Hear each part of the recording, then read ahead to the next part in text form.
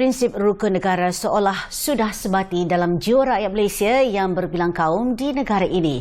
Manakala tidak, selama 5 dekad prinsip itu diperkenalkan kepada rakyat untuk mengeratkan perpaduan, keamanan dan kemakmuran. Sempena sambutan ulang tahun ke-50 Rukun Negara 31 Ogos depan, saksikan temu bual bernama bersama pengarah pengasas Institut Kajian Etnik KITA, Universiti Kebangsaan Malaysia, Profesor Ulung Datuk Dr. Syamsul Amri Baharudin mengenai pentingnya rukun ini. 5 prinsip rukun negara: kepercayaan kepada Tuhan, kesetiaan kepada raja dan negara, keluhuran perlembagaan, kedaulatan undang-undang, kesopanan dan kesusilaan. Menurut Profesor Dr. Syamsul Amri, rukun negara berjaya menyatupadukan rakyat dan memperkukuh ketahanan negara setelah berlaku konflik perkauman pada 13 Mei 1969. Yang sebenarnya ialah untuk menstabilkan balik keadaan. Dia keadaan dah cacah marbah kan. Ada keganasan orang mati. So, kerajaan terpaksa membuat sesuatu dengan cepat. Jadi dalam tempoh daripada 16 Mei itu darurat, 13 Mei berlaku, sehingga tahun 74, iaitu apabila Kementerian Perpaduan Negara diwujud dan dimansuhkan. Dalam tempoh itulah segala benda kita buat untuk cuba mengembalikan ketenangan dan keharmonian dalam Malaysia. Selepas peristiwa berdarah itu, rukun negara yang merupakan ideologi kebangsaan Malaysia diisytiharkan pada 31 Ogos 1970 oleh Seri Paduka Baginda Yang di-Pertuan Agong keempat, Tuanku Ismail Nasiruddin Shah Ibni Almarhum Sultan Zainal Abidin. Malah rukun negara disusun dengan baik sekali, mengutamakan apa yang terpenting dalam jiwa seseorang insan, seterusnya kaitan kehidupan mereka dengan masyarakat dan negara. Pertamanya, kita semua ada agama masing-masing. Itu sebabnya kepercayaan kepada Tuhan itu menjadi yang utama. Tidak ada orang di Malaysia ni yang tidak ada agama. Tak kira lah apa agama dia. Itu kelebihan orang Malaysia ni yang berbilang kaum.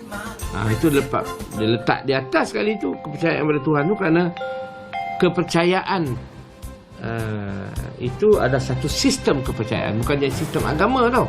Dia tak kata kepercayaan kepada Tuhan, dia tak kata kepercayaan pada agama, tak ada. Dia kata kepercayaan, a system of belief dalam bahasa Inggeris dia. Beliau berkata sejak rukun negara dibentuk, rakyat nyata mematuhi dan mengamalkan apa yang terkandung di dalam kelima-lima prinsip tersebut yang boleh diguna pakai sepanjang masa serta dari satu generasi ke generasi yang lain. Bergerak seiring dengan perubahan, relevan dari era keselamatan dan kestabilan sehingga ke era mobiliti sosial dan kemakmuran bersama. Yang sukar sekali lah bagaimana nak menggarap ini yang membolehkan semua kaum faham. Dan juga semua lapisan masyarakat, bukan semua kaum saja tapi semua lapisan masyarakat, daripada yang kaya yang memimpin sampai kelah yang miskin, orang luar bandar. Ya, istilah Melayu ni senang, yang kaya, yang senang, yang susah. Itu istilah Melayu. Dia tak ada kata kelas atas, kelas bawah, tak ada. Dia yang senang, yang kaya, yang susah. Jadi pada saya, rukun negara ini memberikan peluang kepada semua lapisan kaum untuk melihat mana kita nak bawa Malaysia ni. Apa yang paling penting ialah penghayatan perpaduan dan rukun negara dalam semua peringkat yang melibatkan 3 komponen dasar masyarakat, iaitu individu, keluarga dan komuniti. Kerajaan turut memainkan peranan dalam penanaman 5 prinsip rukun negara ini, seperti melalui nyanyian lagu-lagu patriotik yang mudah meresap dalam jiwa semua peringkat masyarakat. Menyentuh keberkesanan rukun negara pada masa kini, Dr. Syamsul berkata prinsip rukun negara masih relevan dan dapat dibuktikan kejayaannya berdasarkan pematuhan masyarakat terhadap kelima-lima prinsip tersebut. Yang paling mudah lah, bila bawa kereta nak park kereta kan. Bila nak park kereta tu ada peraturan. Peraturan tu mana punca kuasa dia? Undang-undang. Mana punca kuasa undang-undang? Perlembagaan.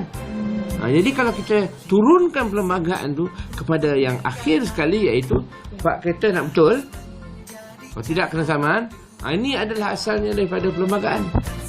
Dia punya induk dia perlembagaan. Yang lain tu adalah penjelmaan yang untuk tiap-tiap peringkat yang berbeza. Jadi apakah 5 prinsip rukun negara ini mencukupi atau perlu ditambah baik?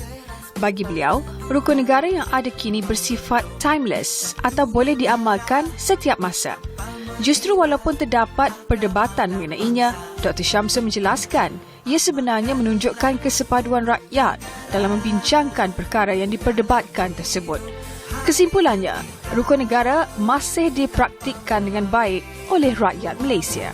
Jadi pada saya, inilah dia gambaran dan jelmaan dan penghayatan rukun negara. Ini orang nak ukuran mudah. Kalau dia tak setia mana ada bendera. Daripada saya bukan itu. Itu bendera tu. Luaran. Dia penghayatan. Maknanya penerimaan dalaman dari segi nilai dia. Misalnya kesopanan, kesusilaan. Semua Malaysia ikut adat.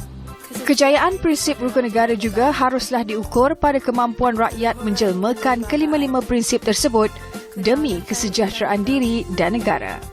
Kesopanan dan kesusilaan.